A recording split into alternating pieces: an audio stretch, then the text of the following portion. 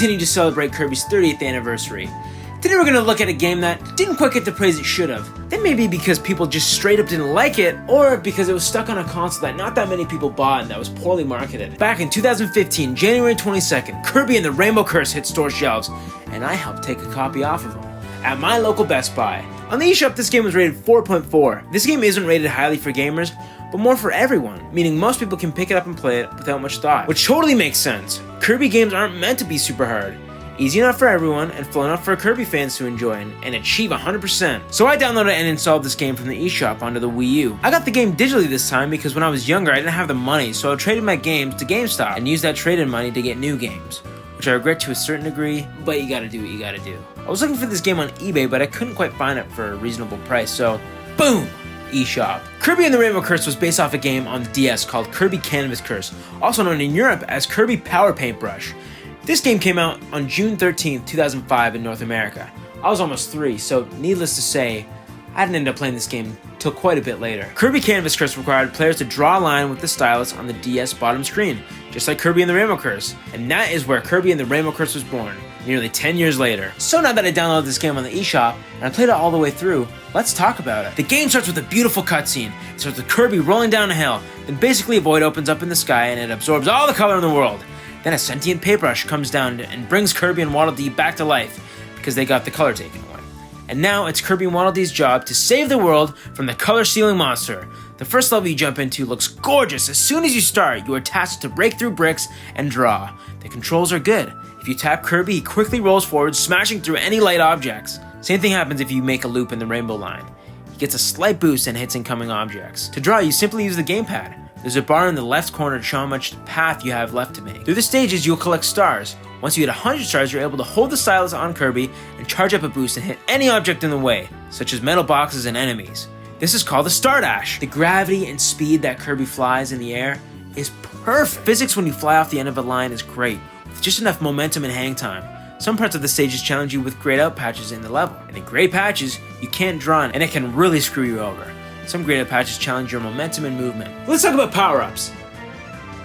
There is none. This whole game doesn't have any traditional Kirby power-ups. Instead, there's transformations. These transformations include a tank, a missile, a submarine, and technically not a gondola, but it's still there. Tanks shoot missiles. Just tap anywhere you want on the screen and it'll boom. But it's also constantly moving, so you gotta make sure it doesn't fall off the cliff. The missile is also constantly moving. You can direct the missile by drawing lines. There's also segments in the game where you can draw a route to follow with the stylus, and then follow the line you drew on the map itself. The submarine is my least favorite. You tap where you want to go, and the missiles automatically shoot from the right side. You can't change which direction you move, which I thought was kind of weird, but oh well. You can also use Kirby Amiibos as power-ups, and I'm a dummy who didn't even use them until I was done my playthrough. Anyways, here's what they do. The Kirby Amiibo allows Kirby to Star Dash infinitely throughout the stage, and it gives Kirby a star. The Meta Knight Amiibo gives Kirby a dash that shoots forward more than the previous dash. It shoots so far and fast that you can pretty much glide when it's enabled, and it gives you a Meta Knight mask. The King Dedede Amiibo gives you a hat and increases your health from 4 to 6. You can only use them once a day, and again, you don't need them. I replayed the whole game and I didn't even use them once. If you like the challenge, you might not even want to use them. Now let's just go over the basic mechanics of this game. Some pros and some cons. One issue you might face is holding the gamepad. It can be a bit tricky after a longer play session just because it's so bulky. The majority of the time I played, I had the gamepad flat on my desk, or with my hand wrapped around the back with it 5 inches from my face. Not uncomfortable, just uncommon. There's several neat game mechanics besides drawing. But this is a great use of the Wii U gamepad. It's something you don't see in many Wii U games. In each stage, there's 5 chests you can collect. In these chests, you can collect figurines and music tracks. You can also collect puzzle pieces. Once you get a puzzle piece, you can collect pieces of that puzzle piece before the time runs out. It's a lot harder when it's just Kirby. With multiplayer, you can bring along a friend or 3. They can play as Waddle Dee with the spear. This makes the game a lot easier to collect everything, and especially that journal at the end of the stage. Although there are some things that I discovered when playing multiplayer with my brother again. He noticed the hitbox on Waddle Dee's spears was too low when he was standing still. He also noticed there isn't infinite jumps, and that's totally fine. It gives a reason for the rainbow lines. Although it seems like Player 1 has to babysit any multiplayer players, that's actually okay. It gives the game a fun extra challenge. Another thing that gets added during multiplayer games are these purple hand fights. Like seen in the opening cutscene, it's Waddle Dee's job to fight off these hands.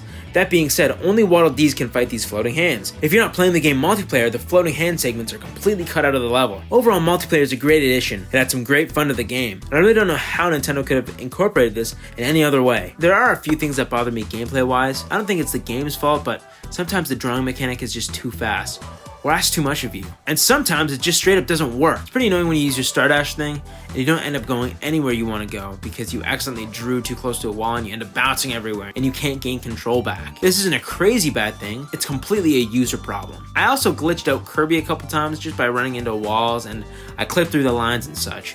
It only happened a few times, which you can expect from this type of drawing mechanic, but it can just be a little annoying when things like this happen. Another Kirby game thing that happens is that you can get completely blocked in the stage. If you screw yourself over, then you have to die or reset the level to collect 100% in that stage the first run through. Like here when I popped the balloon and the chest fell into the lava to its demise. Unless I restarted the level or died, I wouldn't be able to get that at all.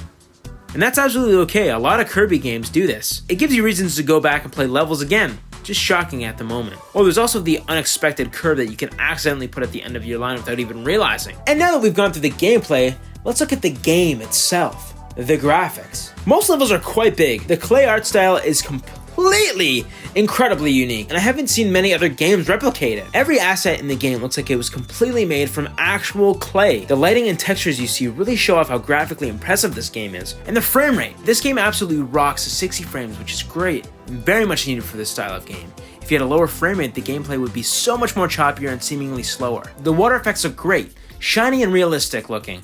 It pairs beautifully with the lighting. The lighting makes everything shine and it ties really good with the matte textures of the clay look everything has. So as you can see, this game is a beautiful, colorful experience. But what about the levels? The first world, Green Valley, is your average grassland Kirby world, a great beginning to a game to learn all the mechanics. The second world, Yellow Dunes, was a fun one as well. In this world, you learn about clearing sand and becoming other objects like tanks. A fun little addition to a rather unique gameplay style. I'm personally not a huge fan of desert-themed levels in video games. That being said, this world was my least favorite, but enjoyable. The third world, Indigo Ocean, threw me off. I expected it to be slow swimming levels, because in Kirby's Return to Dreamland, swimming wasn't my favorite. I was okay with it, but they just weren't my favorite types of levels. But in Kirby and the Rainbow Curse, they were a blast! I really enjoyed the water stages in this game. I really liked the water physics, like how Kirby's a little buoyant. It makes you feel like you're actually trying to keep something under the water. Another part of these levels I really enjoyed was when the water would push you around, and you had to control Kirby to make sure you weren't going to hit anything, while keeping your eyes on chests and other treasures. World 4, Blue Sky Palace, is where you start seeing some real challenge. You'll find yourself making sure Kirby stays in the air, and Waddle Dee as well if he's there too. World 5, Orange Woodland, I actually found a little easier than World 4. Mainly because almost every stage has a gimmick like submarines and tanks. The sixth world is called Red Volcano. As soon as you enter the first level of the world, you're greeted with some amazing music and graphics, with the lava making everything super shiny, bright, and intense. The last world, Purple Fortress, takes you to a seemingly desolate place. A little creepy, fun with some neat mechanics thrown in, like duplication and teleportation. It's just a good last world, and all these worlds feels and plays differently. You'll also notice every world in this game has a color in the name, which is pretty cool. And as you go through the worlds, you might notice a couple things.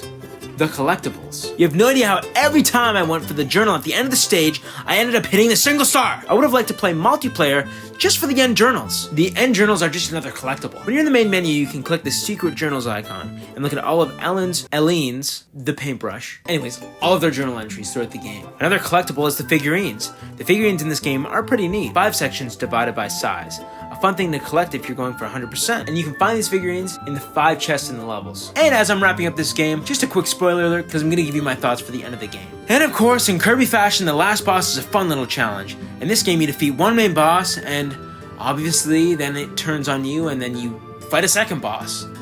The more intense boss. These bosses weren't incredibly hard. Very easy, actually.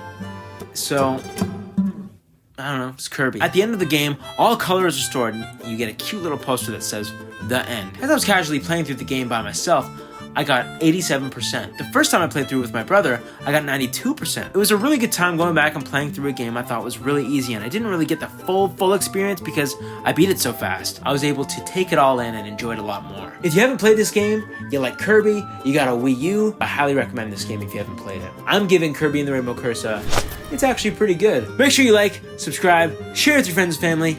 Oh, and make sure you check out my website, russvandy.com, if you want some sweet merch. Kirby Mouthful Mode hat. It's got his face on it. Go check it out. Thank you all for watching. If you have family or friends who would enjoy this video, share it with them. Have a great day. See you later.